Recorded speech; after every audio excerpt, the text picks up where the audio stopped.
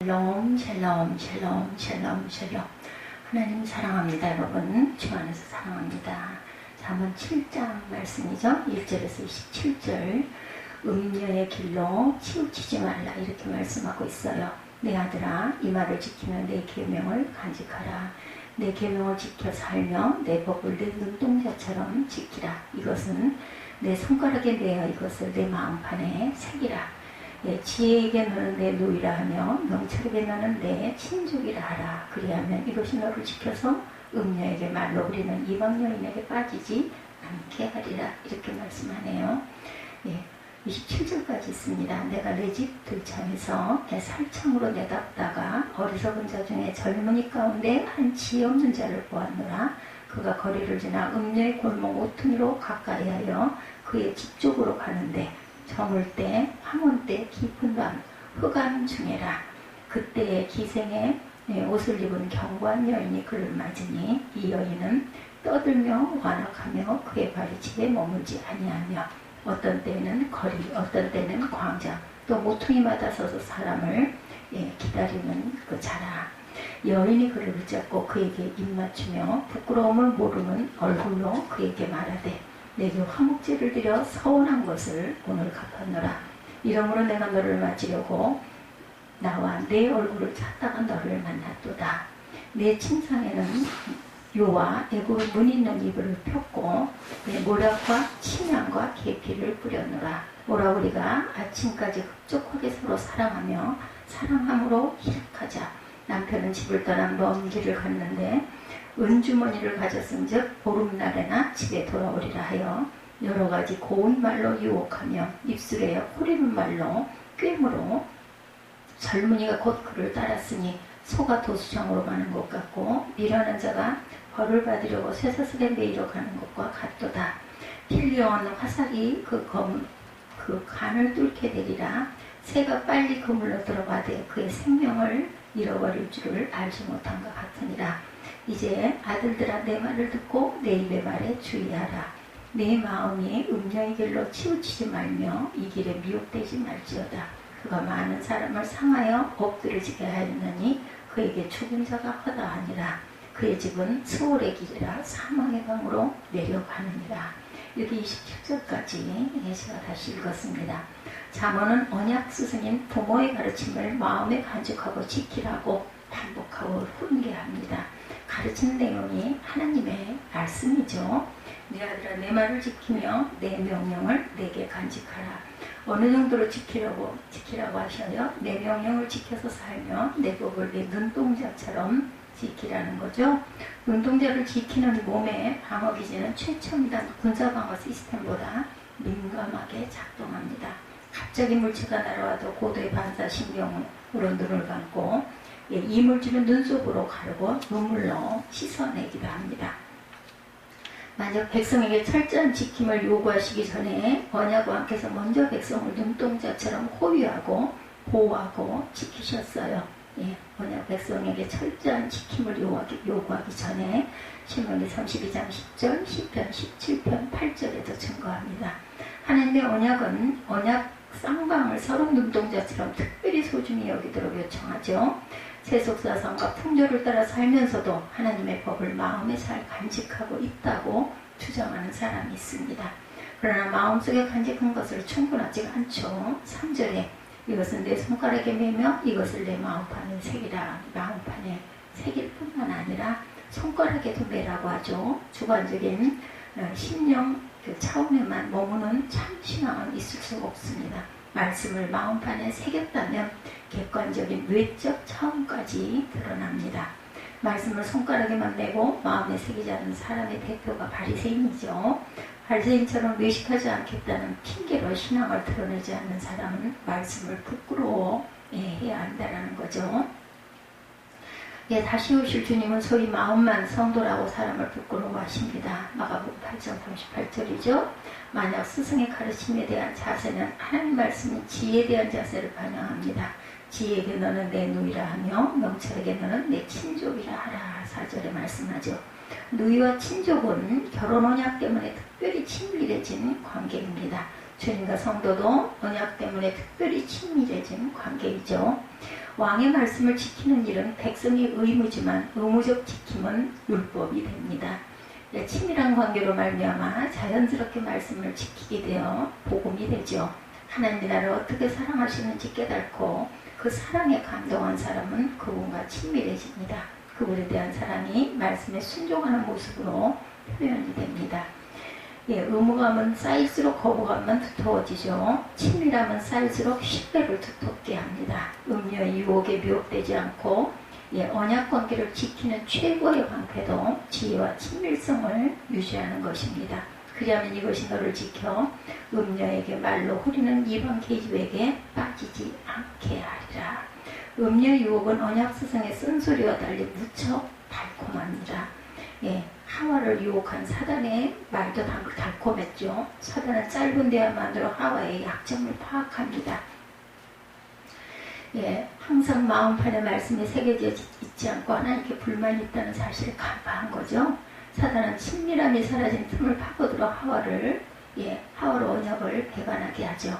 음녀 유혹 앞에 인간의 의지는 무척 허약합니다. 말씀대로 사는 일이 친밀감에서 의무감으로 바뀌면 언약 관계는 약해지고 유혹에 쉽게 흔들립니다.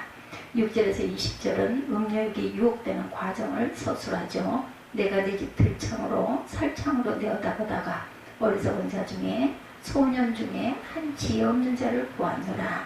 만약 부모는 우연히 목격했겠지만 언약 부모는 우연히 목격했겠지만 천부께서는 구석진 모퉁이에서 벌어진 행사까지 당연히 훤히 감찰하시죠. 어리석다는 단어는 단순합니다. 순전하다, 마음이 열려있다는 뜻이죠. 유혹에 취약한 사람의 특징입니다. 중세시대에 부패한 종교 권력에 가장 많이 이용당한 부류는 순진한 수도사였어요.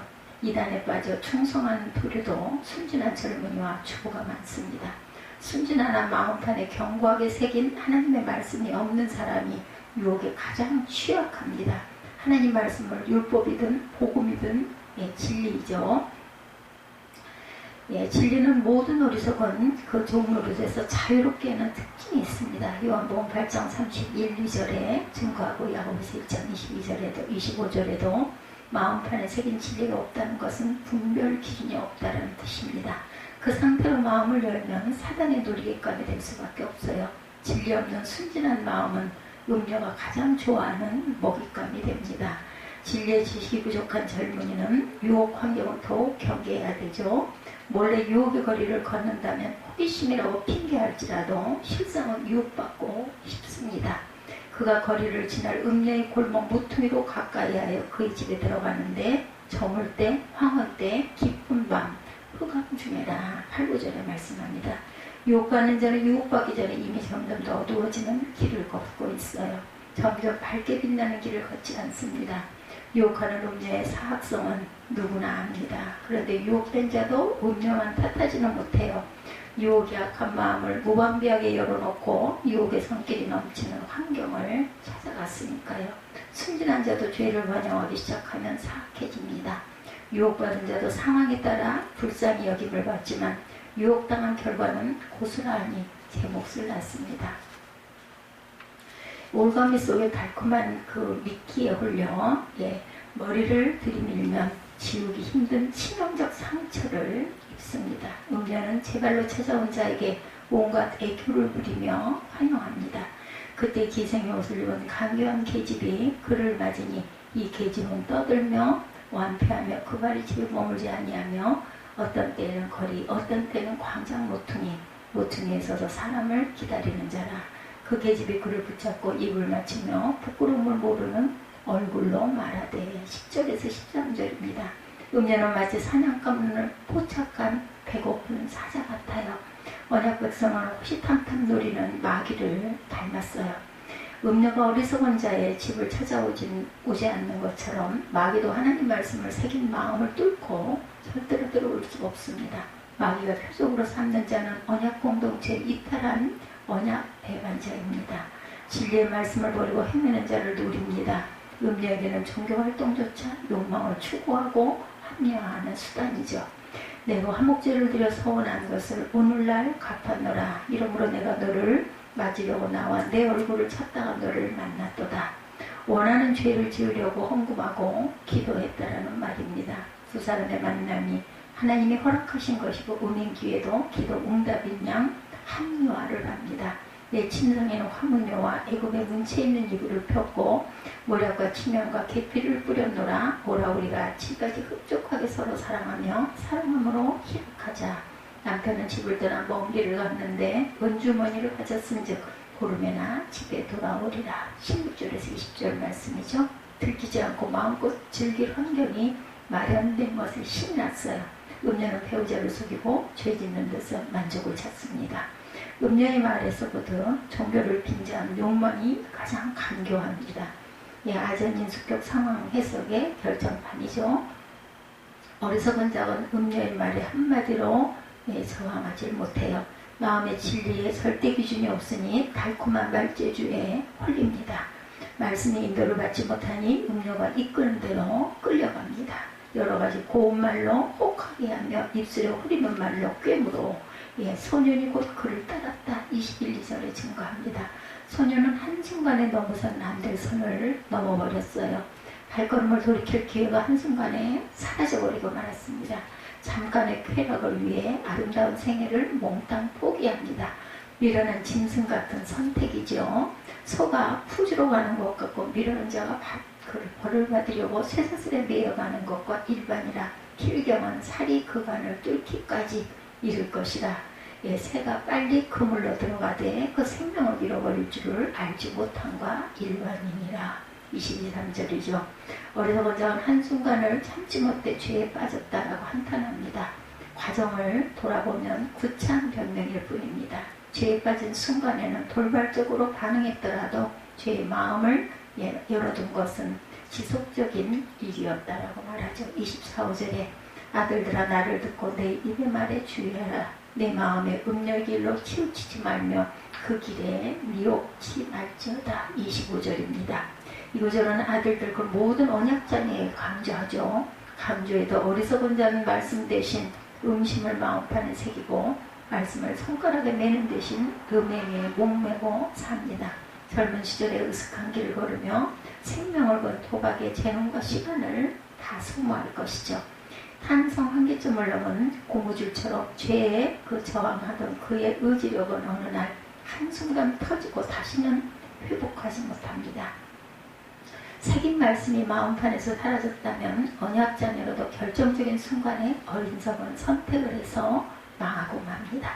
오늘날 시대 풍조는 음행에 무척 관대하죠. 동성간 성관계는 아직 저항하지만 이성간 협의한 성관계는 허용을 합니다. 연인 사이나 결혼을 약속한 사이 혼전 성관계는 부끄러운 일이 아니라고 주장합니다. 하나님 말씀을 기준으로 삼아야 성도들 이런 풍조에 많이 미혹됩니다. 세속 풍소, 풍조 자체가 성경의 가치관을 무너뜨리는 음녀가 되어버렸어요. 만약 자녀가 음녀에 유혹되면 세속 풍조와 대입하는 하나님 말씀을 하나씩 내버립니다. 성경은 불신자와 결혼하는 일을 금지하죠. 그렇지만 이런 종류의 말씀을 마음에 새기고 주의하는 일을 언약 공동체 내에서 점점 사라지고 있습니다. 이혼의 재혼을 간음이라고 가르친 성경 교훈도 너무 엄격하다며 조정하려고 합니다. 하나님의 말씀을 무시하는 불신자는 세속 풍조를 따라 사는 것이 당연하죠. 절대 진리를 부정하니 각자 옳다고 생각하는 대로 살 수밖에 없어요. 대다수가 좋게 여기는 풍조를 따르는 것이 불신자로서는 합리적인 판단입니다. 그런데 언약 백성은 하나님 말씀은 절대 진리라고 고백한 사람이죠. 세속 풍조를 따르려면 고백한 신앙을 배반해야 돼요. 세속 풍조에 대해 문턱을 낮추는 일이 열린 마음처럼 보이나 사실은 음녀의 유혹에 홀린 어리석은 그러한 마음이죠. 음녀를 따르는 언약 공동체는 심각한 치명상을 입을 수밖에 없어요. 성경은 그 위험성을 강력하게 경고합니다. 26, 7절에 대저가 많은 사람을 상하게 엎드러지라 하였나니 그에게 죽은 자가 허다하니라. 그 집은 음부의 길이라 사망의 방으로 내려가느니라.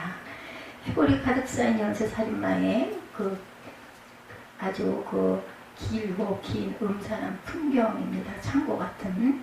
어리석은 자의 마지막 발걸음은 사망의 방에서 멈춥니다. 필림을 거꾸로 돌리면 하나님 말씀을 마음에 새기지 않는 것이 첫걸음이었습니다. 호세아 4장 6절에 내 백성이 지식이 없으므로 망하는도다. 내가 지식을 버렸으므로 나도 너를 버려 내 제사장이 되지 못하게 할 것이요 내가 내 하나님의 율법을 잊었으니 나도 내 자녀들을 잊어버리리라.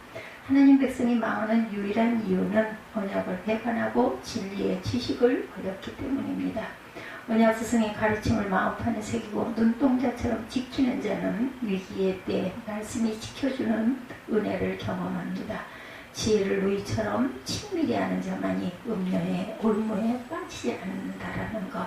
하나님의 말씀 속에서 우리가 하나님의 지혜를 구하는 하나님의 귀한 자녀들 다 되시기를 주님의 이름으로 축복합니다. 기도하시겠습니다.